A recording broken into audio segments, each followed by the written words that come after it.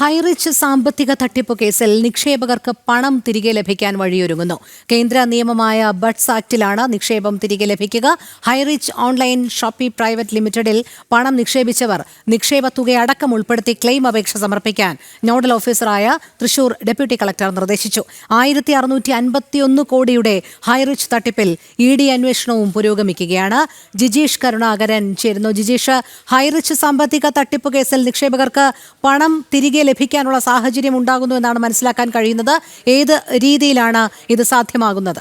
രോഹിണി, ഈ അടുത്ത കാലത്ത് നടന്ന ഏറ്റവും വലിയ സാമ്പത്തിക തട്ടിപ്പുകളിൽ ഒന്നായിരുന്നു ഹൈറിച്ച്. 1600 കോടിയിലധികം രൂപയായിരുന്നു നിക്ഷേപകരിൽ നിന്ന് വഞ്ചിച്ചെടുത്തത്. അത് KD പ്രതാപനും ഭാര്യ ഷീനയുമായിരുന്നു ഇതിൽ പ്രതികളായി വന്നത്. എന്നാൽ ഈ പണം തിരികെ കിട്ടുന്നതിൽ വലിയ തോതിലുള്ള അനിശ്ചിതത്വം ബാക്കി നിൽക്കുമ്പോഴാണ് ബഡ്സ് ആക്ട് പ്രകാരം കേന്ദ്ര നിയമമായ ബഡ്സ് ആക്ടിന്റെ അടിസ്ഥാനത്തിൽ ആ പണം തിരിച്ചു കിട്ടാനുള്ള സാധ്യതകൾ ഇപ്പോൾ തെളിഞ്ഞിരിക്കുന്നത്. സാധാരണഗതിയിൽ അതിൻ്റെ നോഡൽ ഓഫീസർമാരായി ഡെപ്യൂട്ടി കളക്ടർമാരാണ് നിയോഗിക്കപ്പെടുന്നത്. ഈ ഡെപ്യൂട്ടി കളക്ടർമാർ തുടർ നടപടികൾ സ്വീകരിക്കണം. ഇവിടെ അതുമായി ബന്ധപ്പെട്ട തുടർ നീക്കങ്ങളിലേക്ക് തൃശൂർ ഡെപ്യൂട്ടി കളക്ടർ കടന്നിരിക്കുകയാണ്. ക്ലെയിം തുക അടക്കമുള്ള കാര്യങ്ങൾ അപേക്ഷയായി നൽകാനാണ് ഇപ്പോൾ നിർദ്ദേശിച്ചിരിക്കുന്നത്.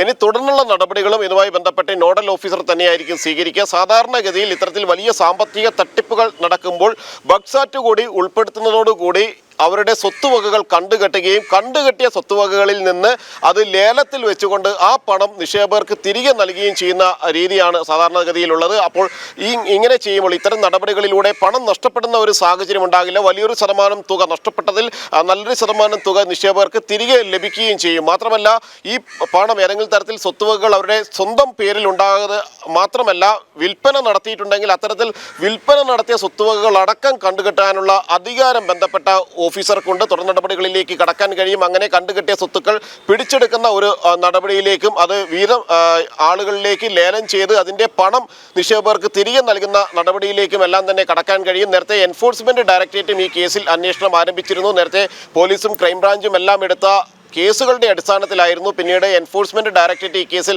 അന്വേഷണത്തിലേക്ക് കടന്നത്. അങ്ങനെ കരുവന്നൂർ സഹകരണ ബാങ്ക് തട്ടിപ്പ് കേസിൽ നേരത്തെ ED സമാനമായി തന്നെ നിക്ഷേപകർക്ക് പണം തിരികെ ലഭിക്കുന്നതിനുള്ള സാധ്യതകൾ തുറന്നിട്ടിരുന്നു. അതിൻ്റെ നടപടികൾ ആരംഭിക്കുകയും ചെയ്തു. എന്നാൽ കരുവന്നൂർ സഹകരണ ബാങ്കിനെ സംബന്ധിച്ചിടത്തോളം നിലവിലെ താൽക്കാലിക ഭരണസമിതിക്ക് അതിൽ താല്പര്യമില്ലാത്തത് കൊണ്ട് മാത്രമാണ് നിക്ഷേപകർക്ക് പണം തിരികെ ലഭിക്കുന്ന നടപടികൾ നീണ്ടുപോകുന്നത്, അനിശ്ചിതത്വത്തിൽ തന്നെ നീണ്ടുപോകുന്നത്. എന്നാൽ അതേ ഘട്ടത്തിൽ തന്നെയാണ് ഹൈറിച്ച് കേസുമായി ബന്ധപ്പെട്ട് കൂടി നിക്ഷേപകർക്ക് പണം തിരികെ ലഭിക്കാനുള്ള ഒരു നടപടികൾ ഇപ്പോൾ ആരംഭിച്ചിരിക്കുന്നത്.